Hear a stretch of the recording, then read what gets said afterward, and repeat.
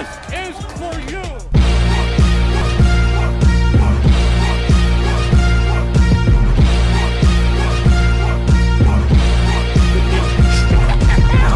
What's going on, you guys? It's your boy Joe Castro, aka Philly Fresco, and we are back.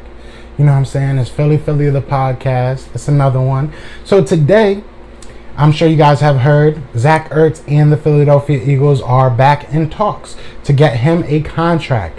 Now, he is with the Philadelphia Eagles through this year and next year, so he won't be a free agent till the end of 2021, if I'm not mistaken. With that being said, his last contract was a 5-year, about $39 million, if I'm not wrong. He's making around 8.5 next year. This year, I think he's around 6.5 because we did restructure him a little bit. But either way, he's looking for a contract. The Eagles want to give it to him.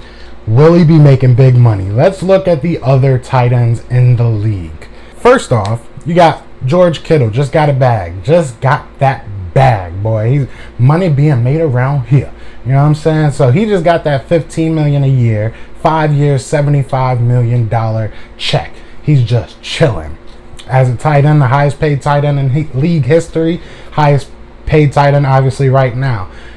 I don't see, Zach ERTZ getting anywhere near that money. I don't want to say anywhere near, but I don't see him getting $15 million, nor do I see him getting a 5-year contract. So that brings us next to Travis Kelce, obviously the brother of the better Kelce, Jason Kelce. If you don't know him, you don't know the Eagles. That's really how it goes. He's making about $14.2 million. He got a contract for 4 years, $57 million. So that's about $14.2 million a year. Big money, big money. He deserves it. Now, the big difference with them, they're both younger. They're both, once their contract ends, I think they'll be hitting 50. I mean, hitting 50. Wow, hitting 30. So that's the big difference. Once ERTZ's contract right now ends, he'll be 31. So we're extending that.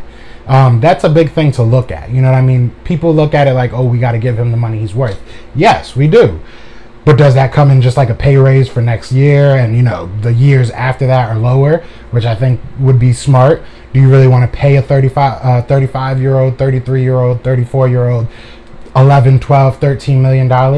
That's a question you really have to ask. He did say he wants to have his career like Kobe. He wants to stay in one place, which is awesome.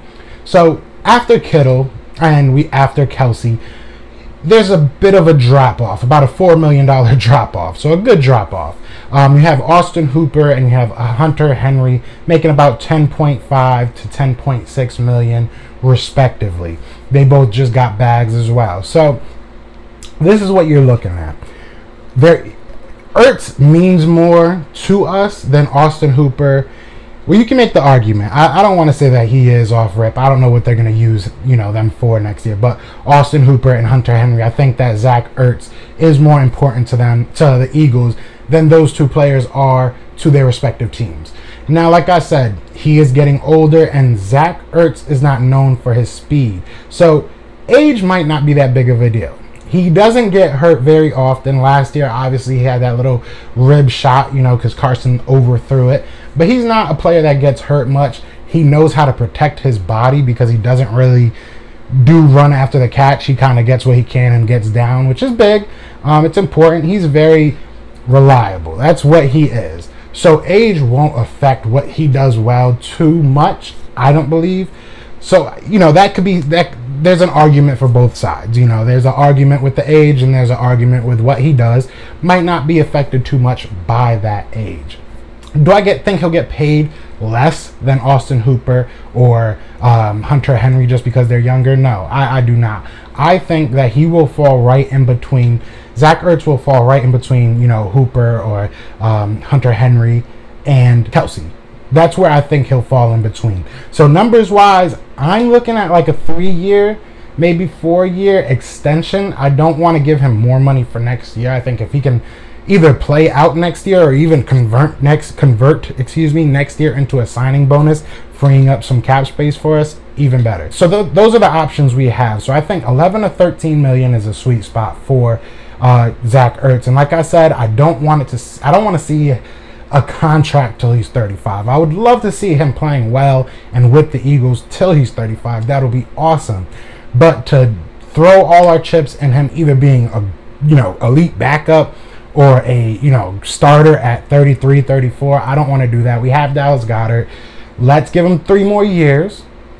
You know, 34 I think he'll be, you know, once he's a free agent if we extend him that. I like that. I like that. The Eagles have shown that we can bring in tight ends. We just signed a tight end. We'll see what he becomes. But we've shown that we can bring in tight ends and make them into something a la Trey Burton. So I don't want to see us get tied into Zach Ertz, even though I love him. I think my offer is very fair. Give him 3 years. Give him 12.5 million. Call it a day. And we'll talk about it in 2 years. We'll see where you are. If you want to keep playing, we'll do that. You know, and Howie is a genius when it comes to, you know, fudging up the numbers and moving this year to here. And, you know, so I'm sure we can figure something out. I'm sure that extending Zach Ertz will only play into our favor. That's my thoughts. What do you guys think? Do you think he'll be the highest paid, you know, tight end in the history of the league? Do you think he's going to get that bag? He deserves some money, but I hope not. I hope he doesn't get that bag. But let me know what you guys think in the comments. Other than that, leave a like if you are excited for the NFL season. Less than 2 weeks away, or more than 2 weeks, but we close. We close, baby. We close, baby. But other than that, you know what it is. It's fly, Eagles, fly, and we out here. Peace. Eagles fans everywhere, this is for you.